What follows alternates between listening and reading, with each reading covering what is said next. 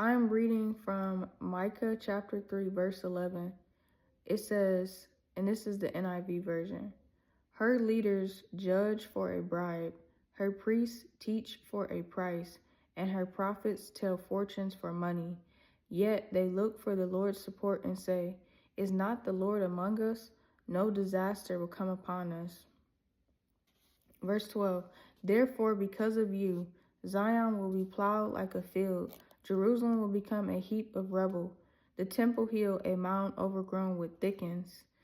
God is saying he is going to judge the people, the leaders that judge for a bribe. We have leaders in the world. And when they take certain money from countries or organizations and things like that, they're taking a bribe. Or when they give that money out, they're giving a bribe.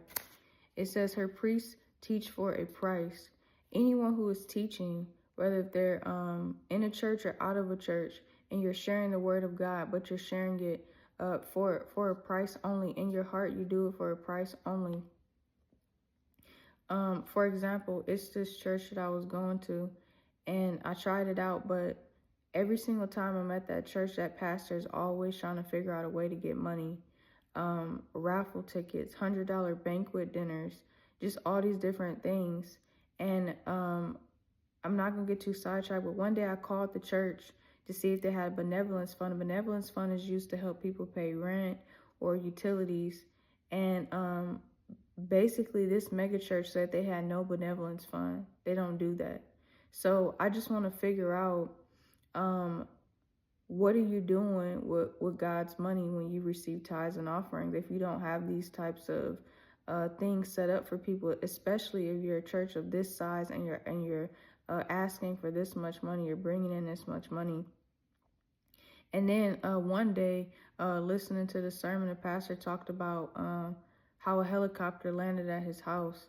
I don't know that pastor's heart, but what I'm saying is once you begin to teach for a price, once you begin to look at what you can be paid for going to a church, it's like a memorandum fee or something like that. Once you begin to focus on how much you can be paid, how much you can be compensated, you need to ask yourself if you're still doing it for God. And then it says her prophets tell fortunes for money.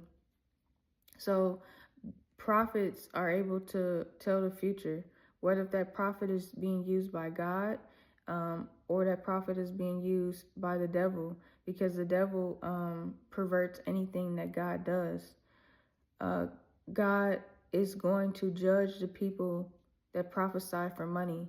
So if you go to a fortune teller, if you go to a palm reader, if you go to a tarot card person and you're paying them so that you can learn more about your life, first of all, you're ignorant, because all you have to do is just pray. You have to be patient. God knows more about you than another human being. What they're telling you may be true, but God knows more. And it says they look for God's support, and they say, this is still verse 11, yet they look for God's support and say, is not the Lord among us? No disaster will come upon us. So I just take this as God's humor, like, you do all of these things and you think that I'm not going to judge you. You do all of these things and you think no disaster is going to happen to you. But in verse 12, God talks about how he's going to destroy the people who judge for a bribe, the priests who teach for a price, and the prophets who tell fortune for money.